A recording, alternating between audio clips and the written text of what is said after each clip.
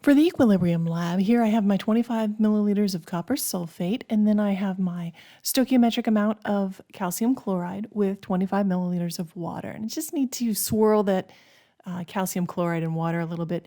It was being resistant to dissolving this morning for some reason.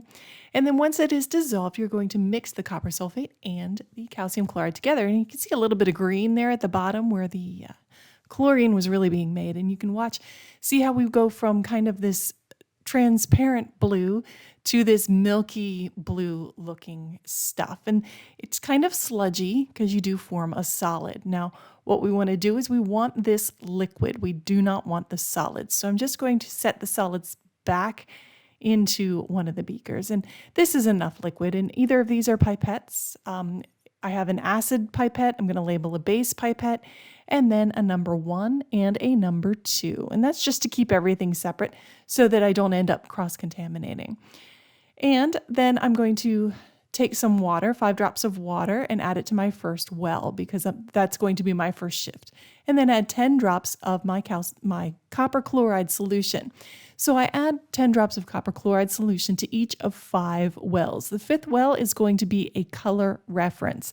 Now these color shifts were easier to see in person than they are on my screen, or at least the way that it's presenting on my screen at the moment.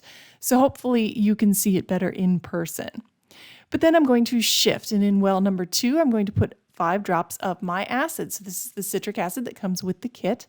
And then I have 5 drops of base. So this is the sodium hydroxide in well number 3. And in well number 4, I'm going to put a pinch of sodium chloride. And I wasn't sure that you could really see the shift. I could see the shift. I guess you can kind of see it. So I just kept adding sodium chloride until it was really apparent. And then, of course, number 5, as I mentioned, is going to be the reference cell. So you should be able to tell what's going on here. So 1 is a water shift, 2 is acid, 3 is base, 4 is sodium chloride, and 5 is going to be the reference cell. Now I'm going to put everything into hot and cold, or I'm going to put a pipette with some of the copper chloride solution in the bulb into ice water, and then I'm going to do the same and put it into some hot water. And I'm just going to let these sit for about 3 minutes.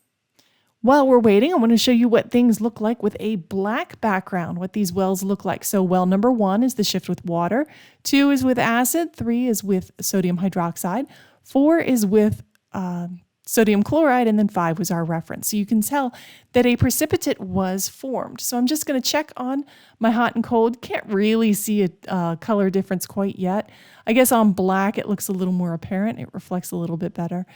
But I'm going to give this a little more time. You can start to see a little green character in number 2 there. And here you can see this is about as good as it's going to get with the camera, but number 2 is slightly more green than number 1. And that is the shift you're expected to see.